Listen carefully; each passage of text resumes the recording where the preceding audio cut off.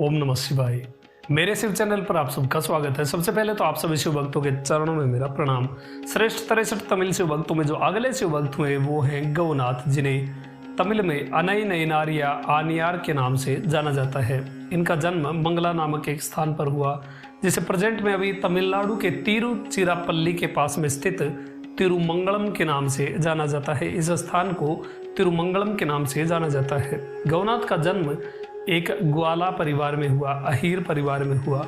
ग्वालों को या अहीरों को ज्यादातर कृष्ण भक्ति में ही देखा जाता है, किंतु गौनाथ हमेशा शिव भक्ति में लीन रहते थे। भगवान शिव ही उनके आराध्य थे। हमेशा उठते बैठते नमः शिवाय और केवल भगवान शिव के विषय में ही सोचते थे। वो गाय चराने जाते थे। एक बार एक किसी शैव महात्मा ने उन पर कृपा करके उन्हें नमः शिवाय यानी पंचाक्षर मंत्र की दीक्षा दे दी। अब तो गौनाथ उठते बैठते खाते पीते हर समय केवल नमः शिवाय जपते रहते थे। एक दिन में वो लगभग 32,000 जप नमः शिवाय के कर लेते थे।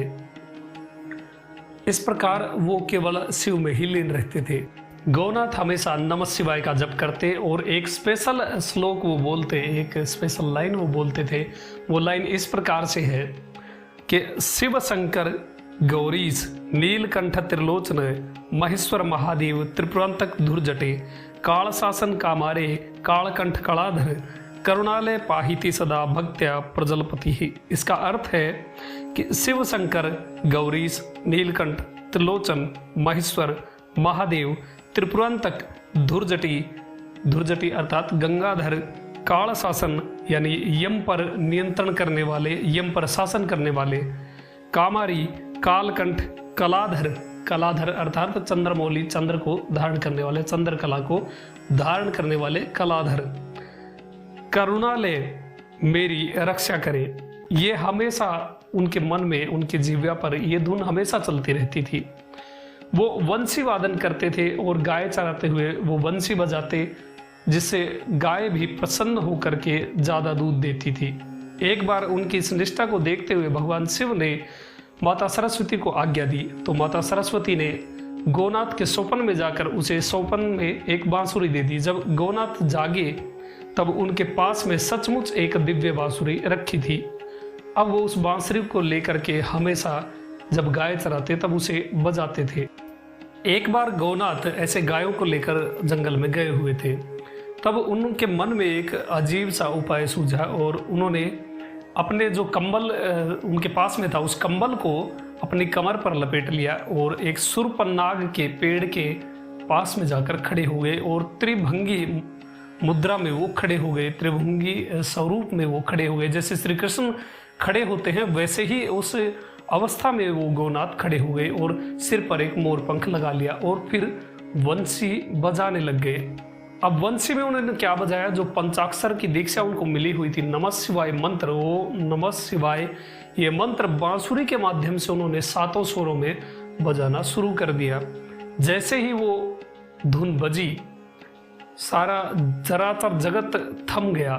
जो बछड़े अपनी माताओं गायों का दूध पी रहे थे उन्होंने भी दूध पीना छोड़ दिया और उस गौनाथ के पास में आकर खड़े हो गए। जितने भी शेर थे सब स्थिर हो गए और वहां आकर वो धुन सुनने लग गए। हिरण ने भागना छोड़ दिया, वहीं खड़े हो गए। मयूरों ने, मोरों ने नाचना बंद कर दिया और उस धुन को सुनने लग गए। जितनी भी गाय थी वो सब आसपास में आकर खड़ी हो गई। जितने पक्षी वहां पर थे सब के सब उस स्थान के ऊपर मंडराने लग गए जहां पर गौनाथ वो मधुर ध्वनि बजा रहे थे। जितने भी सिद्ध थे वो आकाश में स्थित होकर के उस ध्वनि को, उस नमः शिवाय धुन को सुनने लगे, क्योंकि वो इतनी प्यारी धुन थी कि सब कुछ थम गया। पत्थर भी पिघलने लग गए थे, ऐसी स्थिति वहां बन गई थी। नदी की कलकल की ध्वनि उस संगीत में और जुड़ गई, जिससे प्रकृति और उस संगीत का ऐसा तालमेल बैठा कि स्वयं भगवान शिव के कानों तक वो ध्वनि पहुंच गई। सारे जानवर अपना आपस का बैर भूल करके सब उस गौनाथ के आसपास खड़े होकर उस दिव्य धुन को सुनने लग गए थे। जब भगवान ने ये ध्वनि सुनी तब माता पार्वती के साथ भगवान वहां पर प्रकट हो गए और गौनाथ को दर्शन दे दिया। और भगवान ने गौनाथ से कहा कि इसी अवस्था में तुम मेरे साथ चलो। और भगवान ने उन गौनाथ को वहीं पर मुक्ति प्रदान कर दी और उन्हें अपने साथ ले गए। इनकी कोई परीक्षा नहीं हुई, गौनाथ ने अपनी कला के माध्यम से, अपनी निष्ठा और भक्तिभाव के माध्यम से भगवान को प्राप्त कर लिया। जिन भगवान की वेद भी चरण वंदना करते हैं, वो भगवान खुद गौनाथ की उस ध्वनि को सुनने के लिए आए थे, उस धुन को सुनने के लिए आए थे। नमः शिवाय की इतनी प्यारी ध्वनि गौनाथ ने बनाई थी कि स्वयं भगवान शिव और माता पार्वती को वहां पर आना पड़ा और उन्हें मुक्ति प्रदान करनी पड़ी। अब गौनाथ ने जो वंशी वादन यहाँ पर किया था, वो ऐसा तो सोचकर किया ही नहीं था कि मैं ध्वनि बजाऊंगा तो भगवान आ जाएंगे, लेकिन वो उनका प्रेम था कि मैं भगवान के लिए ये ध्वनि बजाऊं। इसका फल क्या होगा ये इसके बारे में नहीं सोचा था, किंतु अपनी पूर्ण निष्ठा उन्होंने लगा दी थी। ऐसा ही हमें अपने जीवन में करना चाहिए। जो भी हम करें भगवान के लिए पूर्ण निष्ठा से करें। क्या पता किस गुण पर गुण निधि रीझ जाए, किस गुण पर हमें पता ही ना हो और उस गुण पर भगवान रीझ जाए और हमें मुक्ति प्रदान कर दे। इसलिए जो भी आप करें भगवान शिव के लिए पूर्ण हृदय से और निष्ठा से करें। आपका दिन शुभ हो। ओम नमः शिवाय।